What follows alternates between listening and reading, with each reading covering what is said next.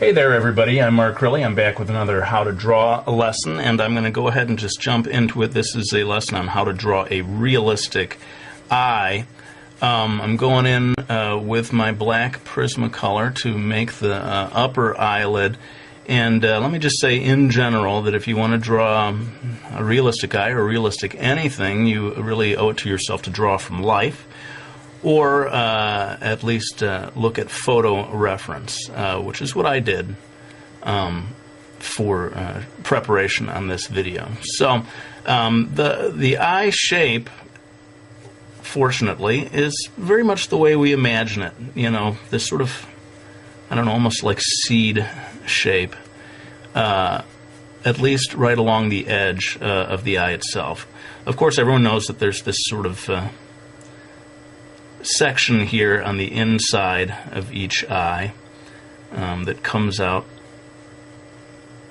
and you know, different eyes have different sizes and shapes of this area over here. So you know, the reference that I looked at gave me this kind of a shape, but you may look at something different or look at your own eye and find that it's shaped differently.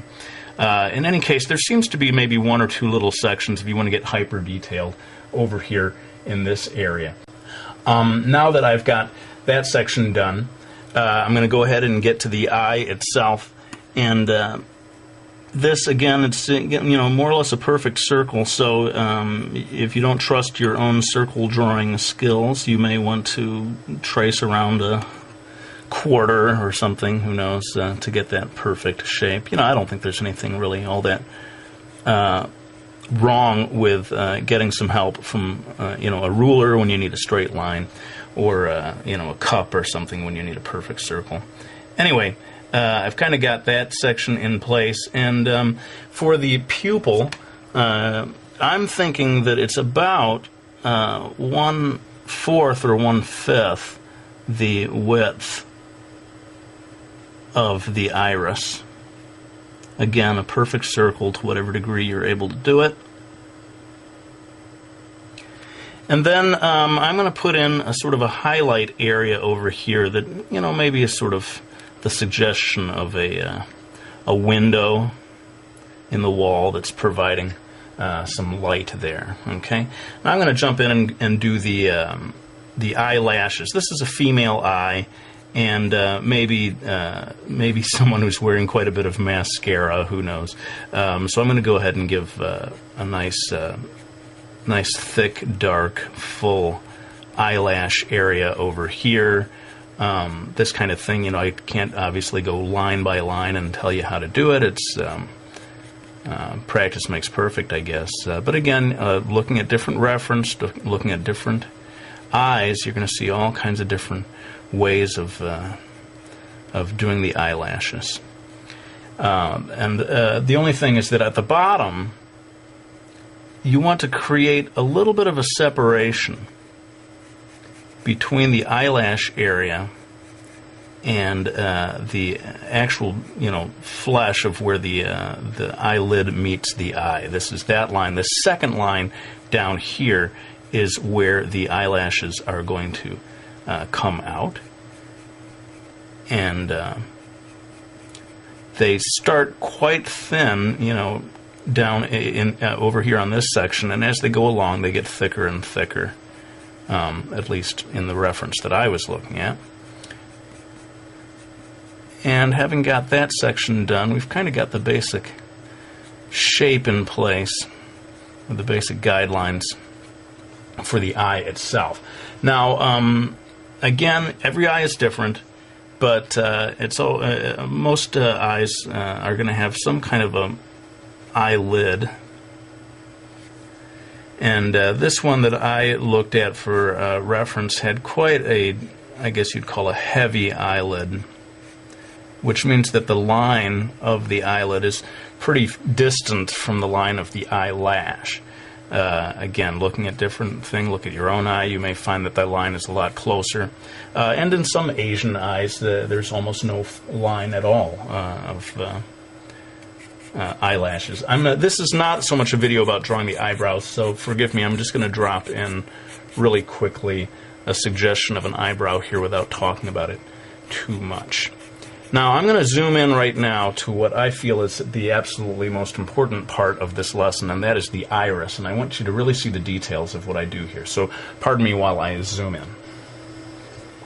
Now, getting a good iris illustration done is the real key to making a super realistic, almost photorealist looking eye.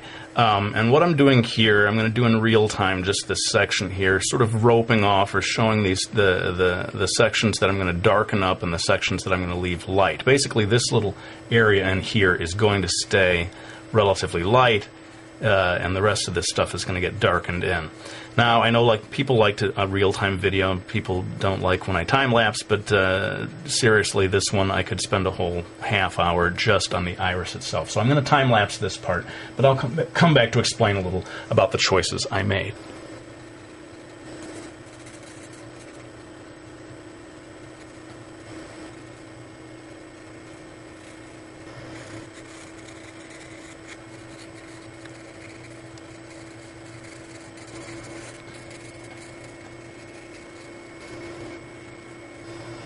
Alright, so you can see where the key to getting a nice shiny looking eye is getting this nice window shaped highlight, although it doesn't have to be window shaped, it could be sort of circular or any number of shapes. But make sure that you keep it nice and white, and that you darken the area near the highlight, and that helps it pop and makes the whole thing look shinier.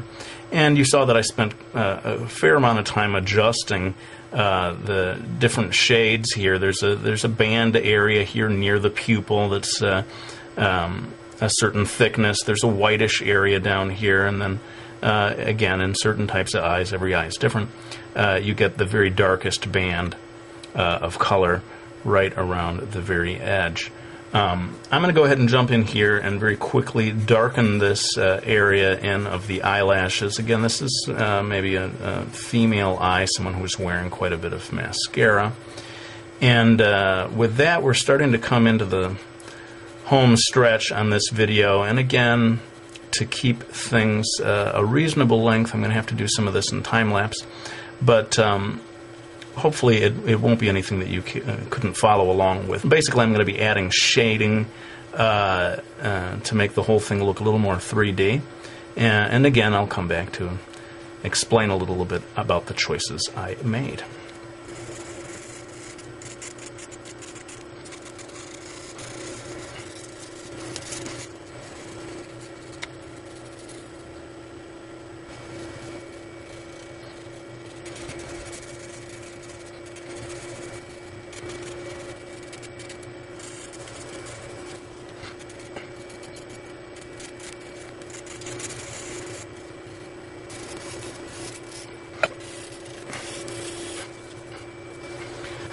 Okay, well, this is pretty much it then. We have put in all of the shading, and, as you can see, with anything that's, kind of going for photorealism here, you just need to take your time. You just got to be patient and keep working at it and keep slowly building it up.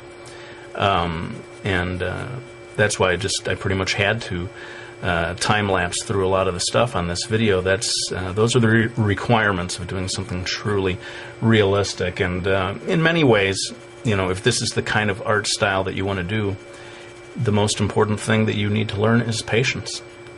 You can draw almost anything so long as you're willing to commit the time to it. So that's pretty much it for this video. I hope you found it useful, and if you want to see me do more realistic stuff like this, by all means, let me know. I'd be happy to do a whole series of videos like this. This is, of course, what I was trained to do in my youth. If you are able to draw like this, I think it does help you to draw in any other style even better. Or to, just bring something extra to it, whether it's the manga style or even just a cartoony style. If you know how to draw this way, you're going to be able to draw in any style at a higher level. I think it's safe to say. Well, let's go ahead and put the pencil down. I hope you all enjoyed watching this video. I won't show the cover of the book, but I do want to thank people for buying my Miki Falls series or any of my books. I really do appreciate your support. It means so much, and it does allow me to keep doing these videos. Thanks for watching. I'll go ahead and end this one with my usual promise that I'm going to be back with another one real soon.